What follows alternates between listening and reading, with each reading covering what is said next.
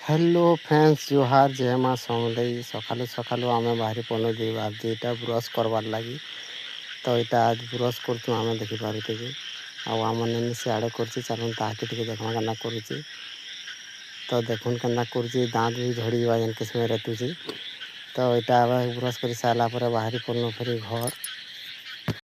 घर के आला चाहा नास्ता जेनटा होता टीटा कर दौर देखिपारे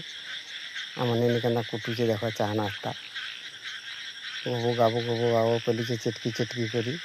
आउटा मोर नाना आड़े शाग बाछुचे और आमर इनको सियाड़े बसीचे हेटा देखिपारे तो आमर मानसीटा घर द्वार टी बंधौचे तो चलून देखमा काली उआ पुड़ा होता केनता होता ये